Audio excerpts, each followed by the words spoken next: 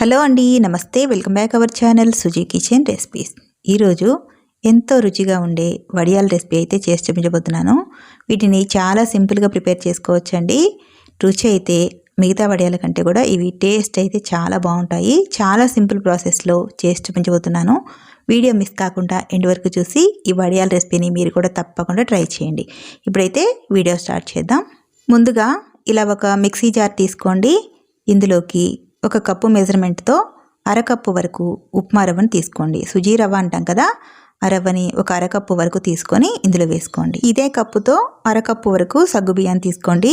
ఈ వడియాల ప్రిపరేషన్ కోసం కొలత అంతా కూడా ఈ కప్పుతోనే చేసి చూపిస్తానండి. ఇలా అరకప్పు సగ్గుబియ్యం, అరకప్పు ఉప్మా రవ్వ తీసుకొని మెత్తగా మిక్సీ పట్టేసుకోవాలి. మరీ మెత్తగా ఏమవ్వదండి, కొంచెం రవ్వ రవ్వగా ఉంటుంది పిండి వచ్చేసి. ఇలా ఒకసారి గ్రైండ్ చేసుకున్న తర్వాత ఉప్మా రవ్వ సగ్గుబియ్యం ఏ కప్పుతో తీసుకున్నామో అదే కప్పుతో ఒక కప్పు వరకు నీళ్ళని ఈ పిండిలో వేసేసుకోండి. ఇలా ఒక కప్పు నీళ్ళని వేసి ముందుగా ఈ పిండి అంతా కూడా ఒకసారి కలిపేసుకోండి, ఉండలు లేకుండా. ఇలా మొత్తం కూడా స్పూన్తో కలిపేసుకున్న తర్వాత మరొక కప్పు వరకు నీళ్ళని వేసుకోండి. ఇందులో మొత్తం కూడా పిండి మెత్తగా అవ్వడానికి 2 కప్పుల నీళ్ళు అయితే పడతాయండి. ఇలా 2 కప్పు నీళ్ళు కూడా వేసుకొని మరొకసారి కలిపేసుకోండి. అరకప్పు వరకు సగ్గుబియ్యం, అలాగే అరకప్పు వరకు ఉప్మా రవ్వ తీసుకున్నాం కదా, ఇవి గ్రైండ్ చేసుకోవడానికి 2 కప్పుల వాటర్ అయితే పడతాయి. ఇలా నీళ్ళు వేసి కలిపిన తర్వాత మరొకసారి గ్రైండ్ చేసుకోండి. చూడండి, ఇలా మెత్తగా వచ్చేస్తుంది. మనకి దోశ బ్యాటర్ ఎలా ఉంటుందో అంత స్మూత్గా పిండి అనేది గ్రైండ్ అయిపోతుందండి. చూడండి, ఇక్కడ చూపిస్తున్న విధంగా పిండిని ఈ కన్సిస్టెన్సీలో గ్రైండ్ చేసుకోవాలి. రవ్వ అనేది లేకుండా చాలా మెత్తగా అయిపోతుంది. ఇప్పుడు ఈ పిండిని పక్కన పెట్టేసుకోండి. ఇప్పుడు స్టవ్ ఆన్ చేసుకొని పిండి ఉడికించుకోవడానికి ఇలా కొంచెం మందంగా ఉండే గిన్నె కానీ కుక్కర్ అయినా సరే వేసేసుకోండి. ఇప్పుడు ఇందులోకి పిండిని ఉడకబెట్టుకోవడానికి నీళ్ళని తీసుకుందాం. ఈ పిండిని ఉడకబెట్టుకోవడానికి 9 కప్పుల నీళ్ళు అయితే పడతాయండి. ఇందులోకి ముందుగా అయితే 6.5 కప్పులు నీళ్ళని అయితే వేస్తున్నాను. పిండి గ్రైండ్ చేసుకోవడానికి ఒక 2 కప్పులు వేసాం కదా, ఈ గిన్నెలోకి 6.5 కప్పులు నీళ్ళని అయితే వేసేసుకోండి. ఇలా నీళ్ళన్నీ కొలిచి వేసుకున్న తర్వాత మూత పెట్టి ఈ నీళ్ళని కొద్దిగా వేడెక్కనివ్వండి. కొద్దిగా గోరువెచ్చగా అయిన తర్వాత మూత తీసి ముందుగా గ్రైండ్ చేసి పెట్టుకున్న పిండి ఉంది కదా, ఈ పిండిని మొత్తం కూడా వేసుకోండి. ఇలా పిండి వేసేటప్పుడు గరిటెతో కలుపుతూ పిండిని వేసుకోండి, లేదంటే ఉండలు కడుతుంది. మనకి నీళ్లు కొద్దిగా వేడయ్యాయి కాబట్టి ఉండలేవి అంతగా కట్టవండి. ఇలా కలిపేసుకుంటూ పిండి మొత్తం కూడా వేసేసుకోవాలి. ఇలా కలిపిన తర్వాత మిక్సీ జార్లోకి మరొక అరకప్పు వరకు నీళ్ళను వేయండి. మొత్తం కూడా 9 కప్పులు నీళ్ళు అవుతాయి. ముందుగా 6.5 కప్పులు నీళ్ళు వేసాం కదా, పిండిలో ఒక 2 కప్పులు వేసాము. ఆ తర్వాత మిక్సీ జార్లో అరకప్పు నీళ్ళు వేసాము. మొత్తం కూడా 9 కప్పులు నీళ్ళు అయ్యాయి. ఇలా నీళ్లు కరెక్ట్గా వేసుకున్న తర్వాత మంటని మీడియం ఫ్లేమ్లో పెట్టేసుకొని పిండిని ఇలా నాన్ స్టాప్గా కలుపుతూనే ఉండాలి. ఇలా కలుపుతూ ఉండంగానే పిండి అంతా కూడా చక్కగా ఉడికిపోతూ ఉంటుంది. మీడియం ఫ్లేమ్లోనే పెట్టి ఇలా నాన్ స్టాప్గా కలుపుతూ ఉడికించాలండి, లేదంటే పిండి అంటుబట్టిపోతుంది. ఈ పిండి ఉడకడానికి దాదాపుగా ఒక 20-25 నిమిషాలు అయితే టైం పడుతుందండి. ఇలా ఉడికిన తర్వాత రుచికి సరిపడా సాల్ట్ వేసుకోండి. ఇందులోకి సాల్ట్ వచ్చేసి 1 స్పూన్ వేస్తే కరెక్ట్గా సరిపోతుంది. తీసుకున్న క్వాంటిటీకి 1 స్పూన్ అయితే కరెక్ట్గా సరిపోతుందండి. ఇలా సాల్ట్ వేసి మొత్తం కూడా కలిపేసుకొని స్టవ్ ఆఫ్ చేసుకొని ఈ పిండిని అయితే పక్కన దించేసుకోండి. పిండి చూడండి ట్రాన్స్పరెంట్గా కనిపిస్తుంది కదా, ఇలా ఉడికితే పర్ఫెక్ట్గా వస్తాయి వడియాలు.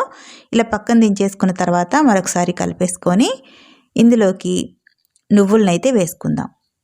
నువ్వులు వచ్చేసి ఒక 4 టేబుల్ స్పూన్ల వరకు అయితే తీసుకున్నాను నేను. ఈ నువ్వులు వేయడం వల్ల వడియాలు తినేటప్పుడు చాలా టేస్టీగా ఉంటాయి. ఆ తర్వాత ఒక 4-5 పచ్చిమిర్చీలని ఇలా కచ్చా పచ్చాగా గ్రైండ్ చేసుకొని ఈ పచ్చిమిర్చి పేస్ట్ కూడా ఇందులో వేసేసుకోండి. ఇలా వేసిన తర్వాత ఇందులోని 1 స్పూన్ వరకు జీలకర్ర కూడా తీసుకొని వేసుకోండి. ఇలా జీలకర్ర పచ్చిమిర్చి పేస్ట్ వేసిన తర్వాత పిండి అంతా కూడా ఒకసారి కలిపేసుకోండి. ఇలా కలిపిన తర్వాత ఈ పిండి పూర్తిగా చల్లారేంత వరకు పక్కన పెట్టేసుకోండి. ఒక 10-15 నిమిషాలు అయితే చల్లారిపోతుంది. ఇలా చల్లారిన తర్వాత చూడండి కొంచెం పిండి అనేది ఇలా చిక్కబడుతుంది. ఇలా ఉంటే మనకి వడియాలు అనేవి పర్ఫెక్ట్గా వస్తాయి. ఇప్పుడు ఒక క్లాత్ తీసుకొని తడి చేసుకొని నీళ్ళంతా కూడా పిండేసుకున్న తర్వాత చల్లార్చిన పిండిని ఇలా ఒక గిన్నెలోకి తీసుకోండి. మిగిలిన పిండి ఆరిపోకుండా మూత పెట్టి పక్కన పెట్టేసుకోండి. ఇలా కొద్దిగా పిండి తీసుకొని వడియాలు అయితే వేసుకుందాము. ఇక్కడ వడియాలు వేయడానికి చిన్న గరిటె అయితే తీసుకున్నాను నేను. ఈ గరిటె నిండుగా పిండి తీసుకొని ఇలా చిన్నగా స్ప్రెడ్ చేసుకోండి. ఎక్కువగా పల్చగా రానివ్వకండి. ఇలా కొద్దిగా వేసి లైట్గా స్ప్రెడ్ చేస్తే సరిపోతుంది. ఇవి ఆరిన తర్వాత బాగా పల్చగా అయిపోతాయండి.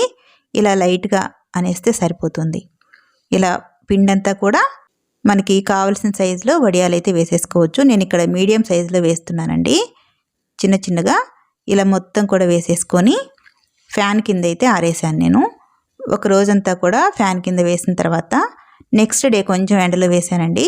ఎండలో వేసిన తర్వాత చూడండి వడియాలు వచ్చేసి పూర్తిగా ఆరిపోయి ఇలా ఉన్నాయి. ఇలా ఆరిపోయిన వీటిని ఇలా రివర్స్లో వేసేసుకొని వీటిపైన నీళ్లు చల్లుకోవాలి. మంచి నీళ్ళని కొద్దిగా ఇలా స్ప్రెడ్ చేశారంటే వడియాలు అనేవి నానిపోయి క్లాత్ నుంచి సపరేట్ అయిపోతాయి.